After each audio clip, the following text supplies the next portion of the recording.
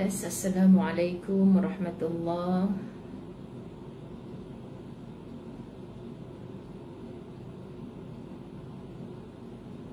Okey ke? Audio dan video, respon please.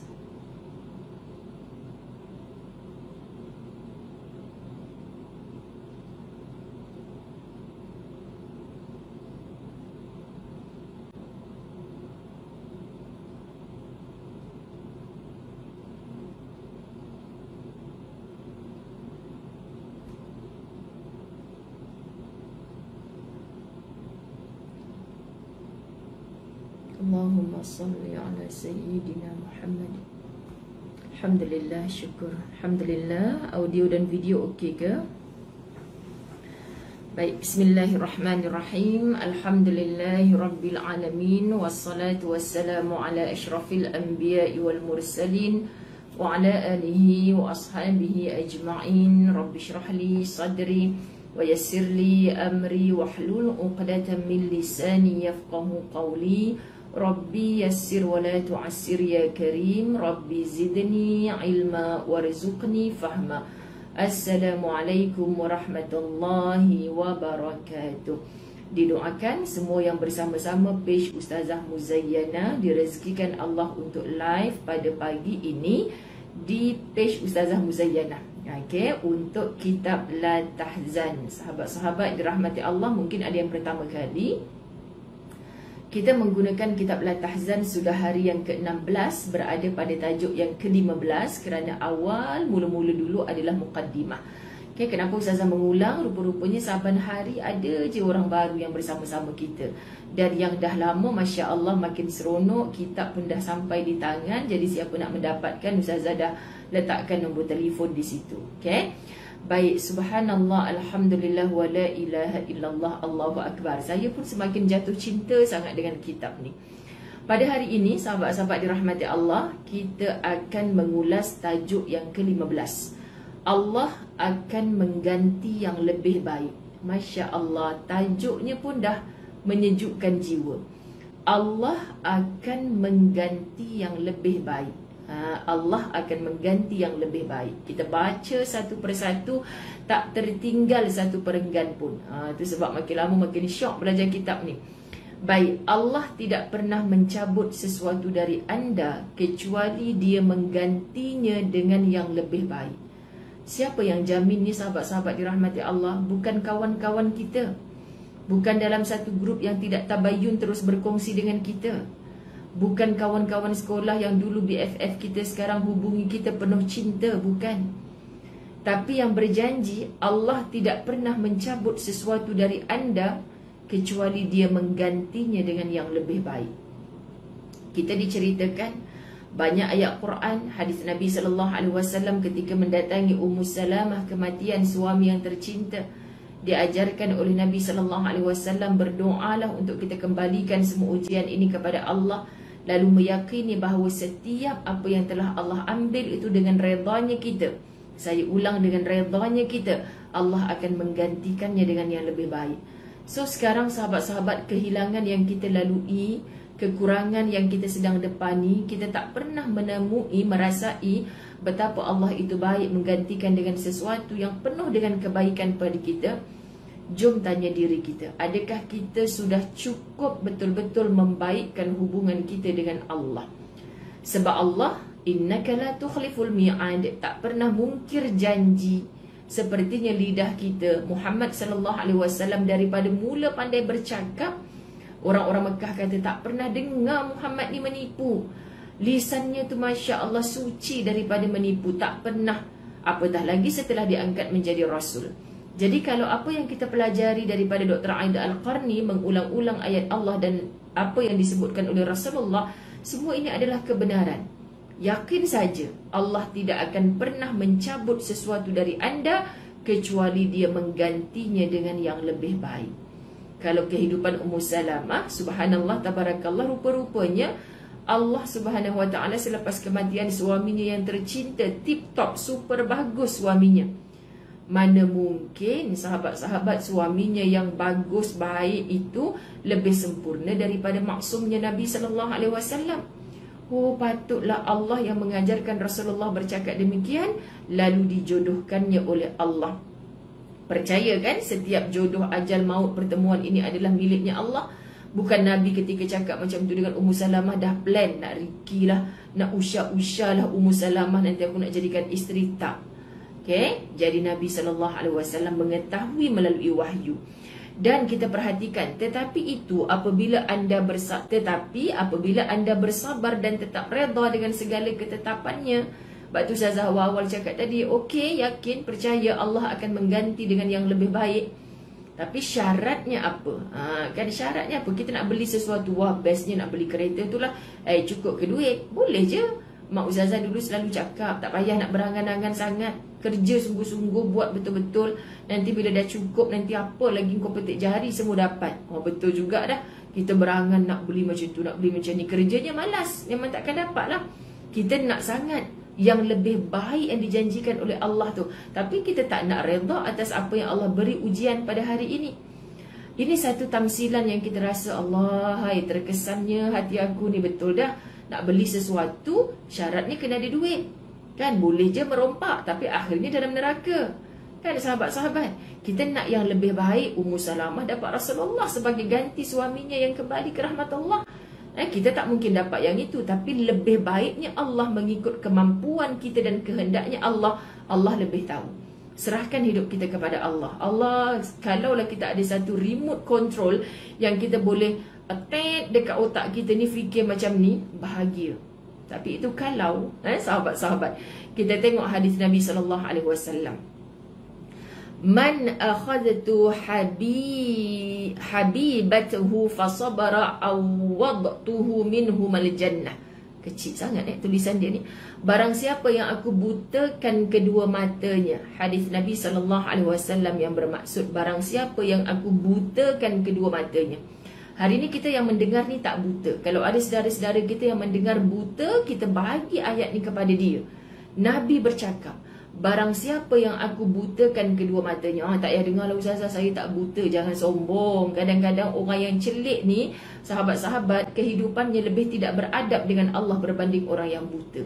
So musibahnya orang buta atas dunia, kadang-kadang Masya Allah dia jadi celik di akhirat, terus dipimpin ke syurga Allah. Yang tak buta ni dengan mata ni penuhnya maksiat.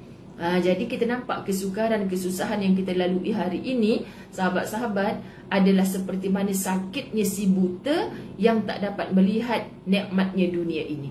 Jadi kita hari ini, Ustazah, apa guna kekayaan yang saya ada kalau suami saya Allah jemput pulang seawal usia muda? Kita duk rasa macam gelap gelita dah dunia, tak buta lagi kita. So buta ni adalah orang yang macam dah tak boleh nak berbuat apa, kan? Padahal mereka ni dahsyat. Saudara-saudara kita yang buta ni, mata buta tapi Masya Allah siap boleh hafal Quran lagi. Barang siapa yang aku butakan kedua matanya, lalu ia bersabar. Tu syarat dia, lalu ia bersabar, nescaya akan aku ganti dengan syurga. Bila Allah bercakap demikian, sahabat-sahabat, maknanya Allah suruh bagi tahu Rasulullah, ini hadis Qudsi ni, habaq sampaikan pada mereka, siapa yang aku butakan kedua matanya, lalu ia bersabar. So samalah siapa yang aku beri ujian atas hidupnya sehingga rasa macam gelap gelita, tapi dia bersabar, nescaya akan aku ganti dengan syurga. Jadi yang kata, saya dah kematian suami 20 tahun dah Ustazah, tak ada apa pun sebagai ganti. Yakin tak kehidupan kita ni bukan semata di dunia? Kekal tak sabar, sebab dia sebut lalu sabar. Maka bila sabar itu, kata Nabi SAW, niscaya aku akan ganti dengan syurga. Bila syurga galang gantinya, sahabat, kita dah tak terkata apa dah. Apalagi yang lebih nikmat mengatasi syurga. Itulah puncak segala nikmat. Sedangkan yang berjanji ni bukan pemimpin negara, bukan mak ayah kita, tapi Nabi SAW. Kita teruskan. Barang siap, mana tadi hadis yang kedua, man salabtu safiyahu min ahli dunya thumma ihtasaba awatuhu minal jannah. Siapa saja orang di dunia ini yang kekasihnya aku cabut nyawanya, kesayangannya aku cabut nyawanya. Isteri kehilangan suami. Semalam kita 207 kematian. Ramainya anak-anak yang menjadi yatim, yatim piatu, isteri menjadi balu, suami yang kesunyian selepas kematian isteri tanpa boleh menyentuh jasad. Kita turut menangis walaupun kita tidak mengenali.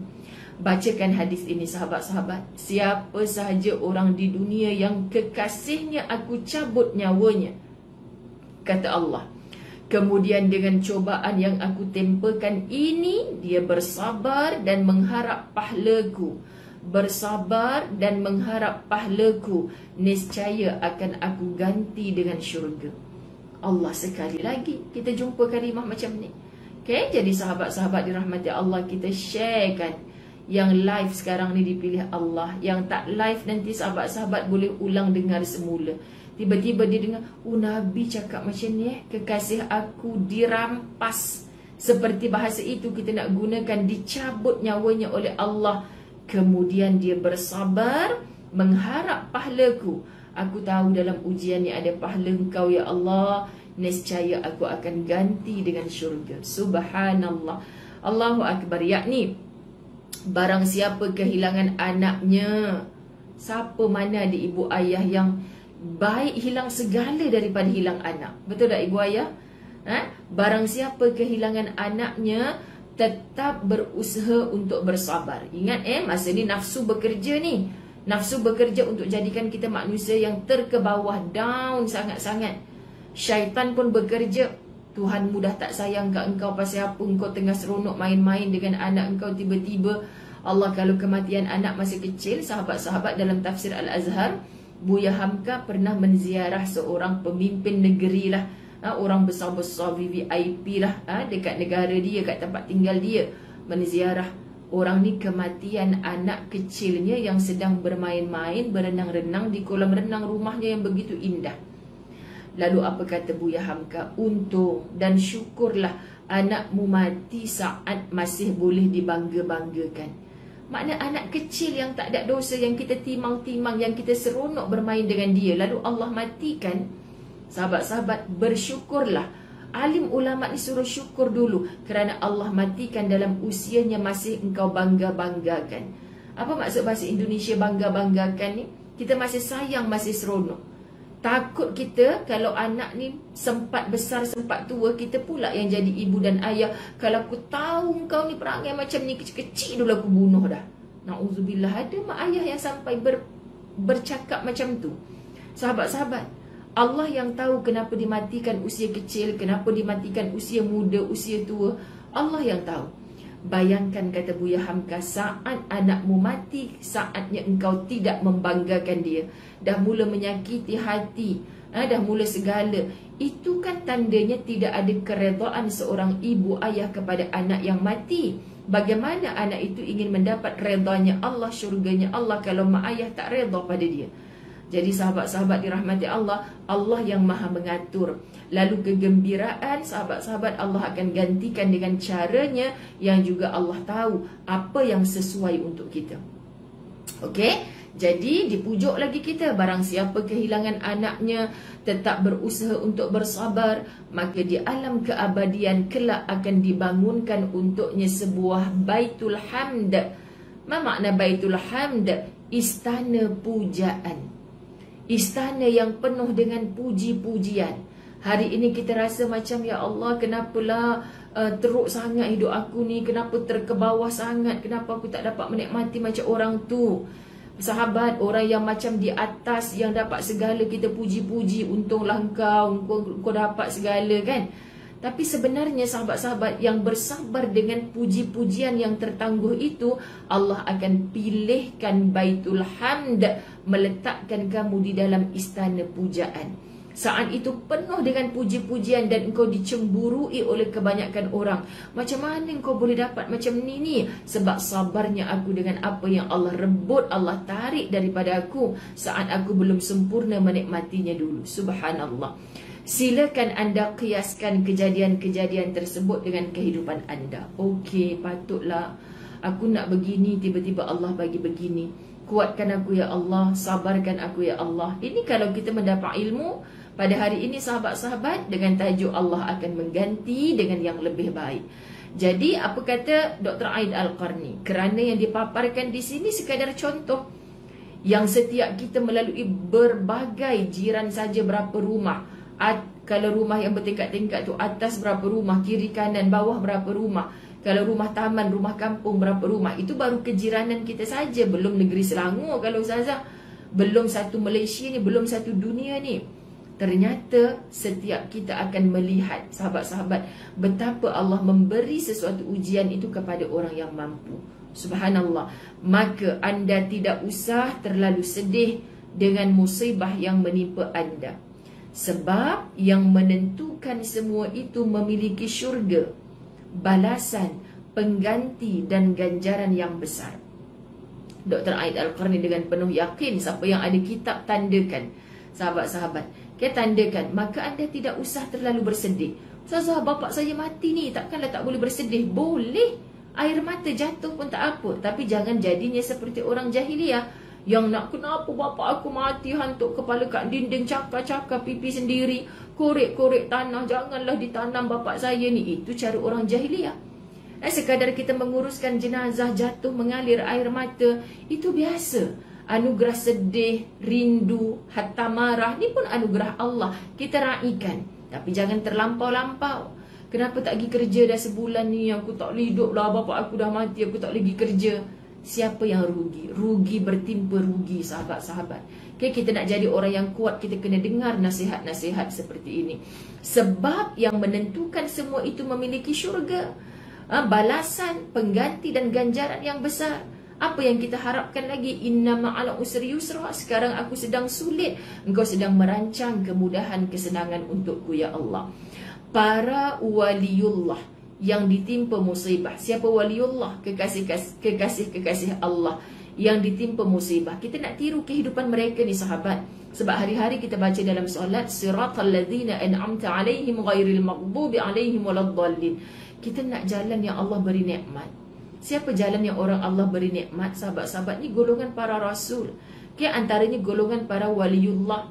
Kerana apa? Mereka ini adalah kekasih Allah yang Allah beri nikmat. Kita tak nak golongan yang Allah maghdub, yang Allah murka, yang Allah sesatkan. Kita nak jadi masuk di dalam golongan orang-orang yang Allah beri nikmat.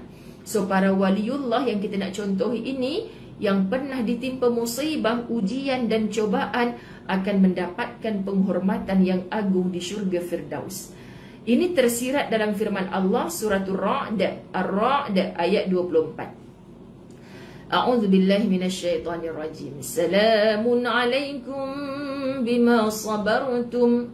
Siapa yang biasa dengar Ustazah Zah, biasa sangat dengar Ustazah sebut ni. Salamun alaikum bima sabartum fani'ma uqbadar. Ar-Ra'd ayat 24. Kesejahteraan dan kebahagiaan bagi kalian kerana telah bersabar dalam mentaati Allah dan menerima cobaannya. Syurga adalah sebaik-baik tempat kesudahan.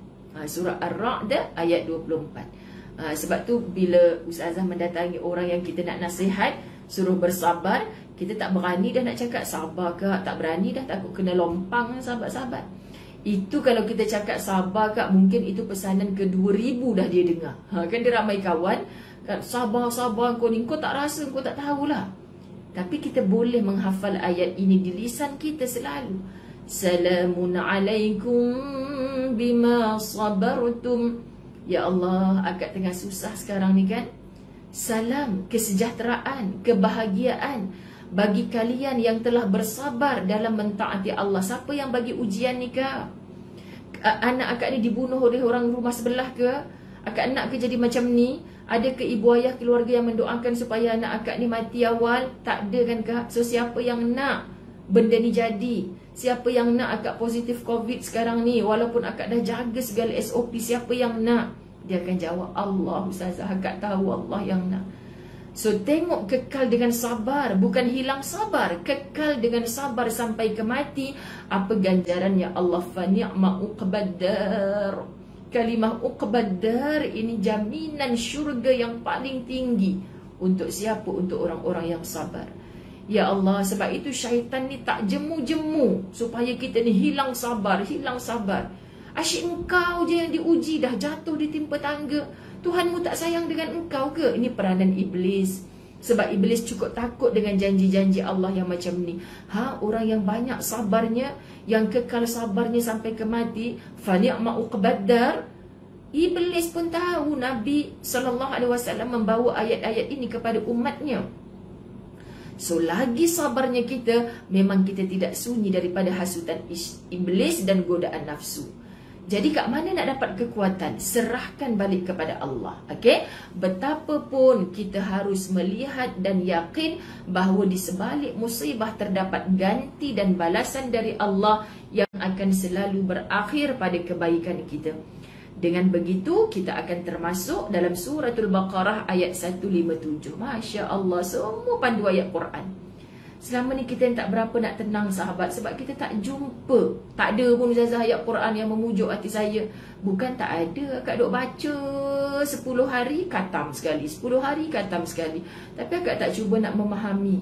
Akak tak cuba nak jadikan Quran ini sebagai panduan kehidupan. Dia kan manual book kehidupan kita. Akak nak rujuk apa? Akak beli barang elektrik, ada kan manual book dalam tu? Alah, rosak pula. Pasal apa rice cooker ni tak panas ni? Air fryer ni macam tak keluar lampu hijau dia ni. Pasal apa ni? Contoh kan sahabat-sahabat. Okey, kita selak balik manual book dia. Kita sahabat-sahabat setiap hari disuruh refer kepada manual book kehidupan yang di dalamnya tidak ada ragu-ragu. Petunjuk hudan lil muttaqin. Nak jadi orang bertakwa, tiket utamanya masuk syurga, rujuk Quran. Seorang yang sedang bersedih, yang minta jaminan Allah ganti dengan yang lebih baik, jom kita dengar. A'udzubillahi minasyaitonirrajim.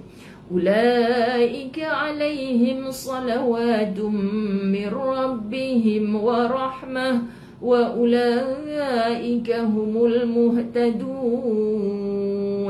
Ulaika, mereka itulah mendapat keberkatan yang sempurna dan rahmat dari Rabb mereka.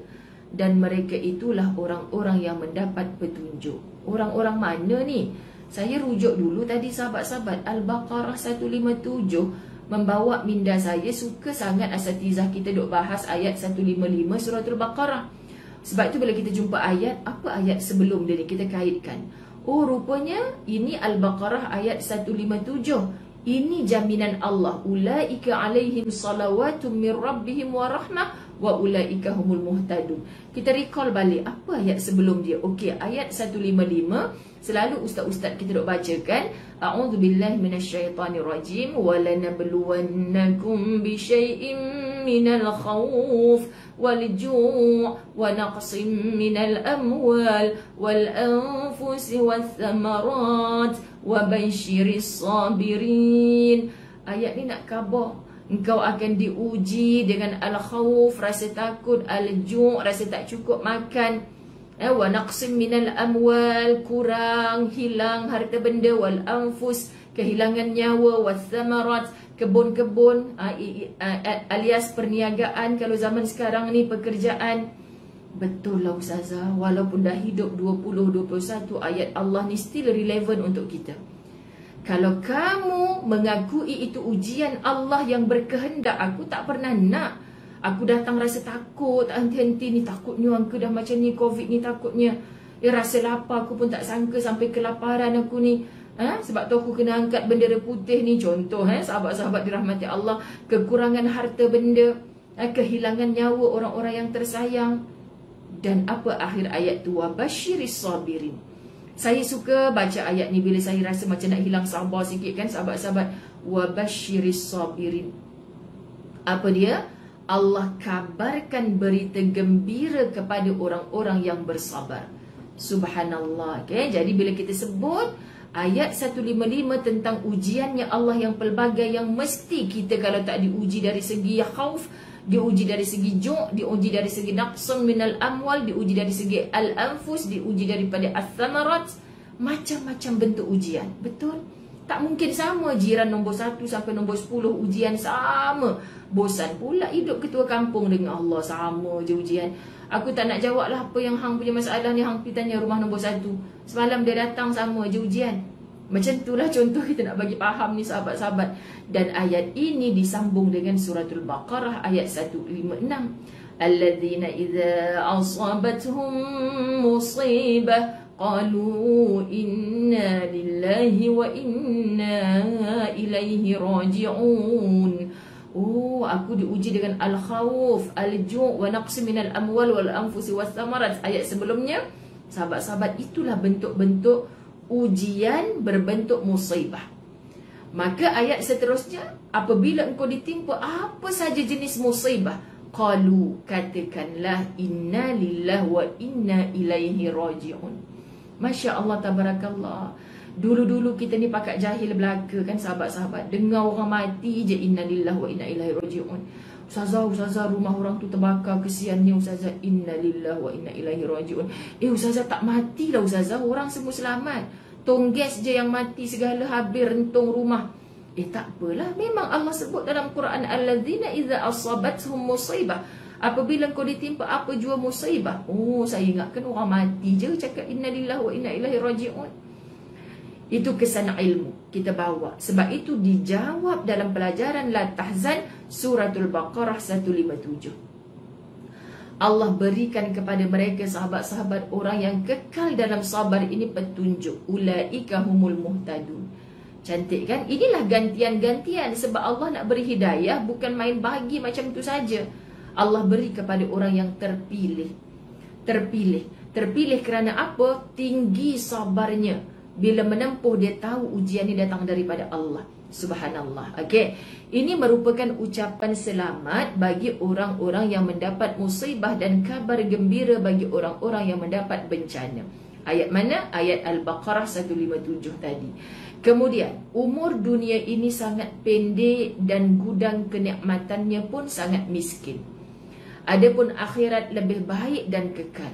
Kan kita tahu ayat wal akhiratu khairu wa abqa, dan akhirat, pengakhiran itu adalah yang lebih baik dan kekal. Sehingga barang siapa di dunia mendapat musibah, ia akan mendapat kesenangan di akhirat kelak. Dan barang siapa hidup sengsara di dunia, ia akan hidup bahagia di akhirat. Allah, Ustazah Zai tolong baca sahabat. Ini janjinya Allah. Lain halnya dengan mereka yang memang lebih mencintai dunia. Ada kelompok yang lebih mencintai dunia, hanya menginginkan kenikmatan dunia saja. Kan? Kalau orang yang memang sudah mendapat petunjuk Allah, dipimpin hatinya dalam iman dan ketakwaan, bahkan lagi dapat musibah, dia berlari-lari mendapatkan Rasulullah. Aku sedang ditimpa musibah ya Rasulullah. Nabi pula pasal apa? Hang ni duk dapat musibah ni, duk seronok syok sangat ni. Sebab bukankah engkau yang mengajar kami ya Rasulullah? Bersama sulit ini Allah siapkan pakej kemudahan. Maknanya Masya Allah, sahabat terlalu yakin bila Nabi mengajarkan ayat tersebut. Ya, aku tengah musibah, ya, aku tengah sulit. Tapi Allah tidak beri sulit semata. Bersamanya Allah sedang iringkan kemudahan. Bila masanya yang akan datang kemudahan kesenangan itu, bila engkau menerima sulit musibah itu dalam nikmat kesabaran. Bertahan dalam kesabaran. Subhanallah, ia terkait rapat. Barulah dijamin yusra, kemudahan. Subhanallah, sahabat-sahabat. Lagi kita ambil faham apa? Orang yang hidupnya hanya pada keindahan dunia. Apa kisahlah Ustazah? Itu akhirat nanti lambat lagi. Syurga Ustazah ni. Kesiannya hang hidupnya hanya duk fikir dunia saja. Lepas hang mati nanti hang pergi mana? Kan sahabat-sahabat, jangan marah orang Kedah cakap tak serupa orang Kedah pun. Hati mereka akan selalu gundah gulana. Orang yang fokusnya hanya dunia, memang bila diuji gundah gulana. Jom kita cek hati kita sahabat-sahabat. Aku ni kalau dapat musibah, kan, tak adalah melompat-lompat. Orang dapat musibah melompat-lompat pun pelik juga kan. Ustazah, lepas belajar kitab La Tahzan ni, saya kalau dapat musibah saya melompat-lompat. Suami saya mati pun saya hurray, suami aku dah mati, pergi khabar dekat WhatsApp grup taman. Jangan kak, orang kata gila isim pula. Orang kata hilang akal pula. Laki baru mati, jenazah dalam rumah dah gila dah bini dia ni. Jangan. Bukan macam tu maksud sahabat-sahabat. Tapi tetap inna lillahi wa inna ilaihi raji'un. Tapi bukan lama bersedihnya tu. Bukan lama bersedihnya tu. Kan? Kalau kita, Ustazah saya tak nak ganti yang baru, saya nak jumpa suami saya dalam syurga. Faham? Persandingan semula, pertemuan semula di dalam syurga, syaratnya bagi orang-orang yang sabar. Jadi suka tak suka kita kena pilih jalan sabar ni sahabat-sahabat. Sebab kita nampak kehidupan selepas kematian. Tapi orang yang fokusnya kepada dunia, dia rasa resah melampau. Kalau laki aku tak ada, siapa nak bagi aku makan? Selama ni aku kan suri rumah. Gitulah dia. Sebab dia nampak dunia ni hanya makan. Buka mata, makan, tidur, beok, kencing. Itu je, minta maaf. Okay, sahabat-sahabat, bukan semata itu. Makan secukupnya untuk kita larat bangkit beribadah. So, hati orang yang hanya fokus dunia akan gundah gulana, cemas tidak mendapatkan kenikmatan dunia, dan takut tidak nyaman hidupnya di dunia. Ustazah, 40 tahun saya hidup dengan suami saya, Ustazah. Mana mungkin lepas ni saya boleh hidup? Faham kak, tak ada siapa nak bawa akak pergi pasar lepas ni. InsyaAllah akak bagi tahu je, ada je jiran tolong bawakan. Anak-anak akak kan ada, boleh sempat lagi nak belajar kereta ni. Contoh sahabat-sahabat. Okay? Jangan dia rasa, macam mana bang saya nak pergi pasar? Ya Allah, bak pasar pula buat dia sampai tak sembahyang, sampai lupa nak innalillah wa inna ilaihi raji'un. Sebab dia nampak hidup ni buka mata, pergi pasar, makan, tidur, itu saja. Kesian. Ada orang yang memang hidup ni nampak dunia saja. Mereka ini hanya menginginkan kenikmatan dunia sahaja. Sehingga mereka selalu memandang musibah sebagai petaka besar yang mematikan. Dapat je musibah, sahabat-sahabat dirahmati Allah, ini malapetaka ni, matilah aku, habislah aku. Yang mati suami, bukan akak, akak hidup lagi. Yang COVID anak, bukan akak. Ustazah cakap senanglah, anak saya tu macam tubuh saya, biar saya kena COVID, jangan anak saya. Allah makbulkan, kena juga dia COVID, sahabat-sahabat. Ya Allah, Ustazah saya tak sanggup, Ustazah sakit rupanya. Kita tak sedar kadang-kadang cara kita menerima musibah itu, cara kita respon kepada musibah itu telah menjadi satu doa yang diaminkan oleh malaikat Allah. Ya Allah, Ustazah saya redha anak saya kena dah jaga dah SOP. Ustazah saya sebagai ibu, saya akan berdoa sungguh-sungguh. Allah tidak akan sia-siakan usaha kami dan doa kami. Orang yang memandang akhirat, respon dia kepada musibah lain, sahabat-sahabat. Okey? Sebab apapun yang berlaku, dia masih hidup untuk kekal bertaubat dan taat kepada Allah, untuk mempercantikkan dan memperhidupkan kehidupan ini dengan cara memandang akhirat tadi. Okey? Sebab itu kitab ni kata, mereka juga akan memandang setiap cobaan sebagai sesuatu yang gelap gulita selamanya.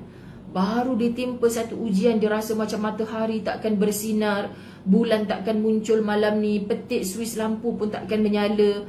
Itu orang yang na'udzubillah. Sahabat-sahabat, ini adalah kerana mereka selalu memandang ke arah bawah telapak kakinya dan hanya mengagungkan dunia yang sangat fana. Makna fana, dunia ni akan binasa.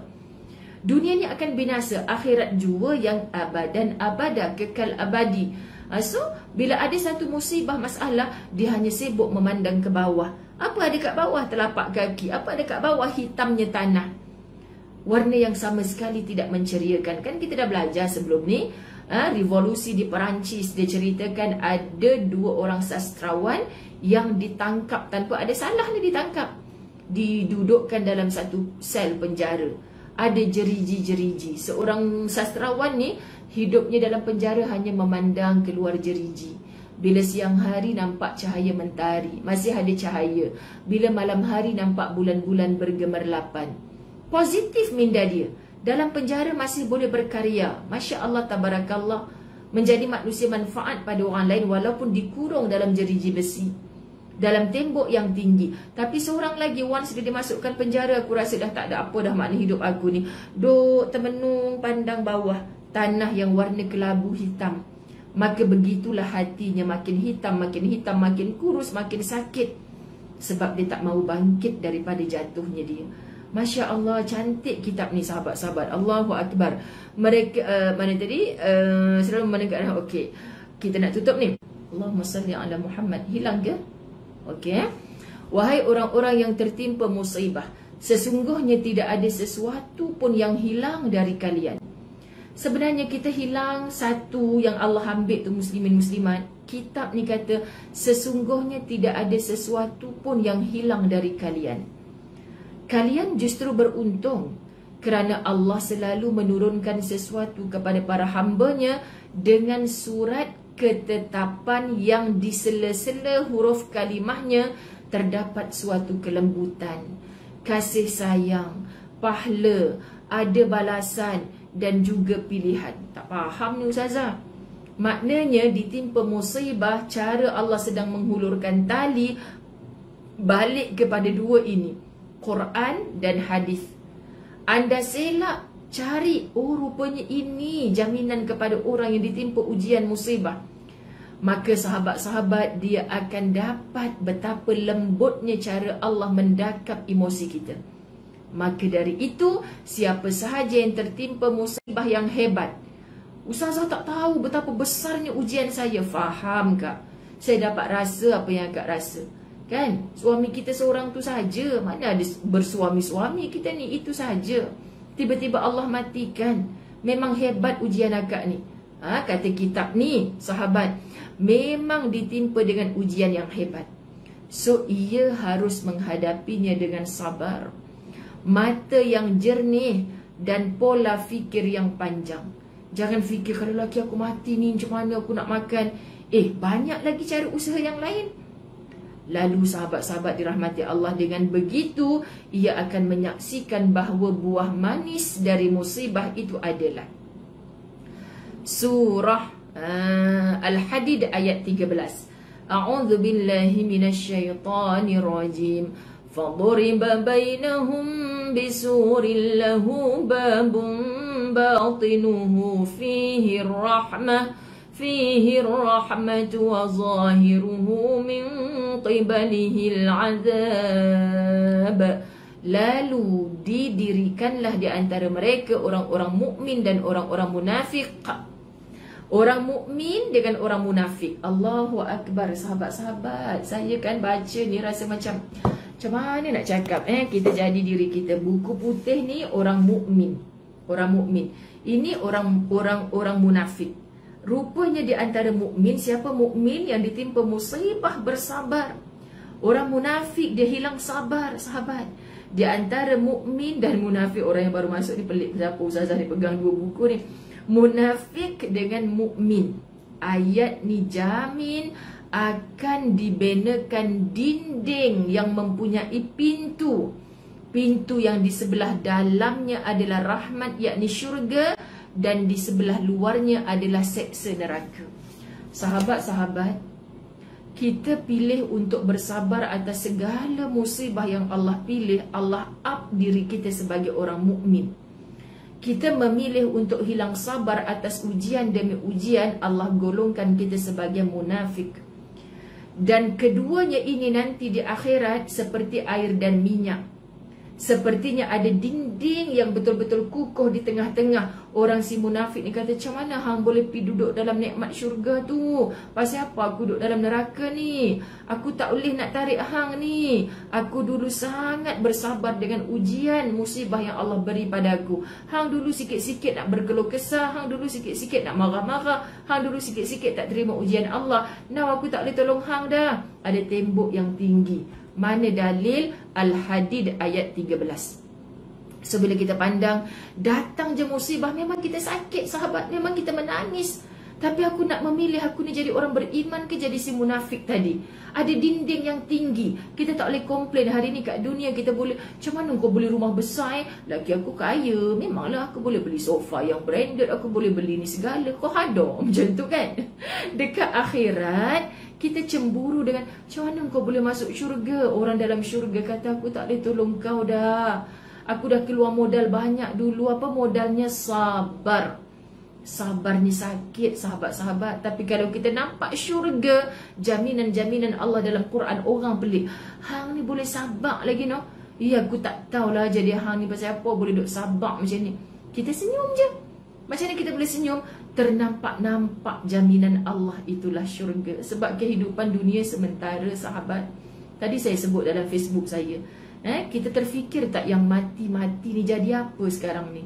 Jadi tanah belaka sahabat-sahabat, yang kita duk belai kulit kita ni cantik ke, kusam ke. Jadi tanah belaka tak memberi makna apa. Dan hatta yang di kuburan tu dah ada ratus-ratus tahun, tok nenek moyang kita dulu. Allahu Akbar, itulah alam transitnya. Dan kita nanti sama-sama akan dihimpunkan di mahsyar Allah. Kitab ni tutup dengan sesungguhnya apa yang ada di sisi Allah itu lebih baik, lebih abadi, lebih utama dan lebih mulia. Kita hari ini sibuk memikirkan apa orang kata. Kita tak sibuk fikirkan apa yang ada di sisinya Allah. Kalau Allah berkehendak sahabat-sahabat, memang Allah pandang kita dengan kasih sayangnya. Allah campak kita ujian lepas satu-satu, itu tanda kasih sayangnya Allah. Seorang guru ada yang menonton, sahabat-sahabat, pasal apa mulut kita ni asyik-asyik. Ahmad, tolong cikgu pergi bilik guru Ustaz. Ahmad, tolong cikgu ambil barang kat kereta jap. Ahmad. Kalau Ahmad ni budak hilang sabar, aku je.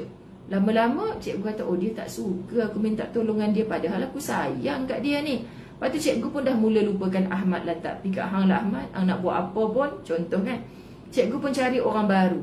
Minah boleh tolong? Boleh cikgu, saya suka kalau tolong cikgu. Kadang-kadang ada orang memandang itu perit. Aku je, aku ni anak tiri ke? Di kalangan anak-anak, ibu-ibu cuba anak 8 orang, 9 orang. Kadang-kadang kan ada mulut kita ni kan, mulut kita ni asyik-asyik nampak A pun panggil B. Kadang-kadang kecil hati, mama ni asyik alung. Ni Kak Ngah lah mama, macam tu. Cuba jujur pada hati, kenapa mulut kita ni suka sangat Kak Long ni? Kak Long tak payah suruh buat dah. Kak Long tak payah kita herdik-herdik dia. Kak Long sangat menyejukkan hati. Maka mak ringan je nak minta tolong Kak Long. Sahabat dirahmati Allah, percayalah, Kak Long hidupnya lebih barakah berbanding anak yang dapat PhD segala, tapi banyak menyakitkan hati ibu ayah. Allah pencipta kita mempunyai hubungan yang sangat dekat dengan kita. Aku hidupkan hang ni memang untuk diuji. Itu tanda kasih sayangnya aku. Nanti bila stop semua ujian, dah mati, aku akan upgrade diri hang tu jadi penghuninya syurga Allah. Allahu Akbar. Okay? Jadi Ustazah bagi contoh nak mudahkan kita faham. Semoga Allah beri kita faham dan kita dapat kekuatan untuk beramal. Ilmu ni sahabat, ramai orang boleh mencari, tapi kalau Allah tak beri kita faham, sahabat, itulah kita minta hidayah. Bila kita solat dalam ihdinas siratal mustaqim tu, tak salah kita datangkan satu rasa, aku belajar macam-macam ni ya Allah, berikan aku petunjuk ya Allah. Luruskan hati aku ke arah yang Engkau redha ya Allah. Jangan Engkau campakkan hati aku ni cenderung kepada perkara maksiat kepadamu. Bila aku belajar apa-apa, beri aku faham ya Allah. Itu sebab Nabi mengajar doa, Allahumma faqihni fiddin. Faqihkan, fahamkan aku dalam agama ya Allah. Sebab kata Nabi, orang yang Allah sayang adalah orang yang Allah beri faham dalam agama. So jangan santai-santai main-main sambil guling-guling. Kita belajar tu belajar sungguh-sungguh. Minta Allah beri faham, minta kekuatan beramal. Tamat bab yang ke-15. InsyaAllah esok kita nak istiqamah ni. Sahabat-sahabat, anda hebat bagi orang-orang yang istiqamah. Lagi-lagi anda beli kitab, jangan tak istiqamah. Mahal ni, RM45 ni. Kalau Ustazah lagi ada kitab mahal lagi nak belajar kan, sebab kita sayang duit kita tu. Nak simpan dalam almari pula dah. Tak lah, kita sama-sama belajar. Ustazah belajar, anda belajar, sahabat-sahabat. Ustazah study dulu sebelum menyampaikan pada anda. Cari rujukan lain, betul ke cara aku nak ulas ni kalau macam ni. Okay? Jadi kita sama-sama belajar, sama-sama minta Allah beri faham, sama-sama kita kuat. Semua kita sekarang dalam ujian, khususnya pandemik COVID-19. Ada ramai orang tak kuat. Jom ajak mereka untuk menekuni kitab La Tahzan. Besok bab yang ke-16. Ampun maaf, zahir batin, sayang semua kerana Allah. Wabillahi taufiq wal hidayah. Assalamualaikum warahmatullahi wabarakatuh.